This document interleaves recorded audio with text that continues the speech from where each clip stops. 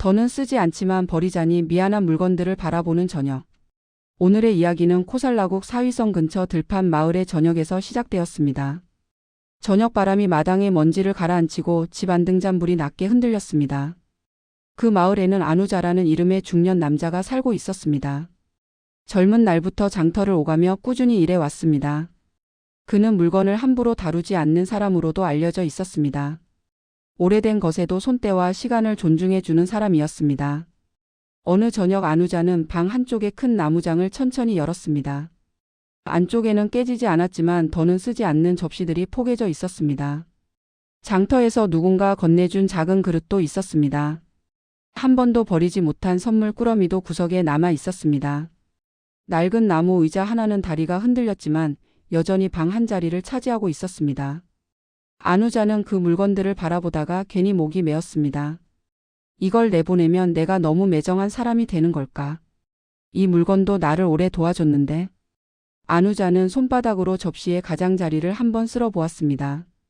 차갑고 매끈한 감촉이 손끝에 남았습니다. 그는 마음속으로 중얼거렸습니다. 물건한테도 미안한 마음이 드는 나는 이상한 걸까? 그런데 집이 점점 좁아지는 걸 보고 있자니 답답해. 안우자는 나무장 문을 닫았다가 다시 열었습니다. 닫아도 답답했고 열어도 답답했습니다. 그는 방 안을 한 바퀴 돌며 물건들이 만든 길을 조심히 걸었습니다. 발끝이 자꾸 무엇인가에 닿았습니다. 그때마다 안우자는 숨을 짧게 삼켰습니다. 내가 비워야 하는 건 알겠는데 마음이 먼저 사과부터 한다. 그날 밤 안우자는 쉽게 잠들지 못했습니다. 그는 누운 채로 등잔불이 천장에 비치는 그림자를 바라보았습니다. 물건들이 사람보다 오래 살아남는다는 생각이 들었습니다. 그래서 더 미안해지는 것 같았습니다. 안우자는 이불 끝을 잡았다가 풀었습니다. 내가 놓아도 되는 걸까? 놓는 순간 내 마음도 같이 비어버리는 건 아닐까? 며칠 뒤 안우자는 숲가에 머무르시는 부처님이 떠올랐습니다. 그는 이른 아침 물을 길어놓고 흙길을 따라 숲으로 향했습니다.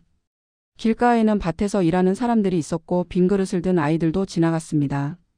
쑥 가장자리의 빈터에는 여러 사람들이 둘러앉아 부처님의 말씀을 듣고 있었습니다.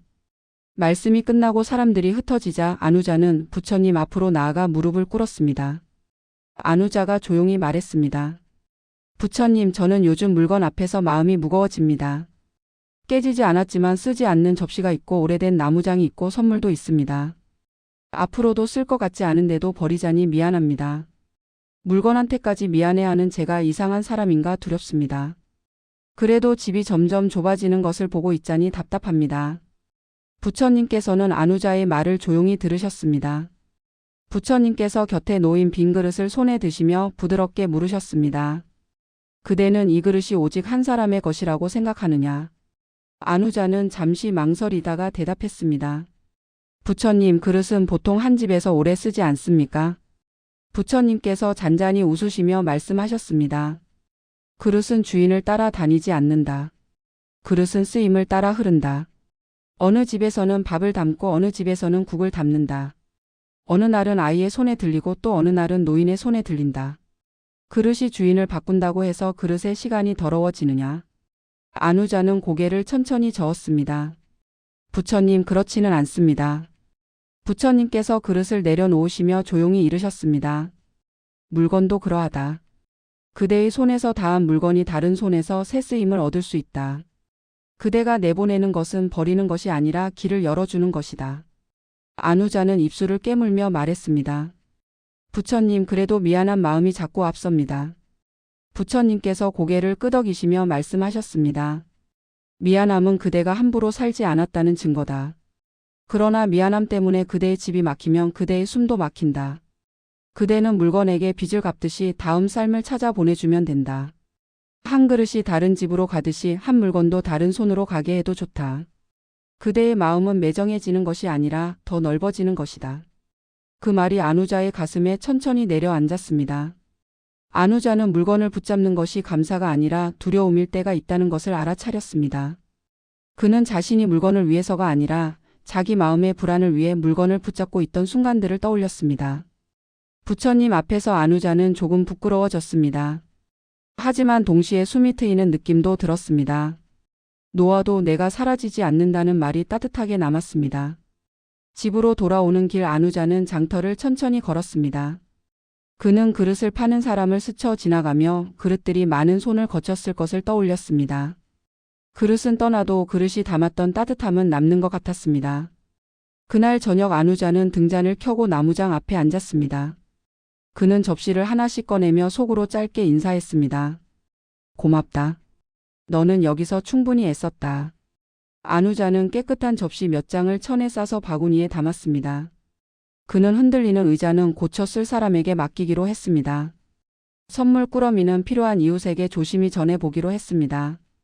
그리고 가장 오래된 접시 하나는 아내와 함께 밥을 먹던 날을 떠올리며 따로 남겼습니다. 다 남기지 않아도 된다는 마음이 오히려 더 진한 감사처럼 느껴졌습니다. 안우자는 나무장을 닫고 방 안을 바라보았습니다. 바닥에 길이 조금 넓어져 있었습니다. 등잔불이 닿는 자리도 조금 더 생겼습니다. 안우자는 작은 숨을 길게 내쉬었습니다. 이건 버리는 일이 아니라 다음 삶을 보내는 일이야. 내 집이 비워질수록 내 마음도 숨을 쉬는구나. 오늘의 이야기는 이제 조용히 가슴 한켠에 내려놓겠습니다.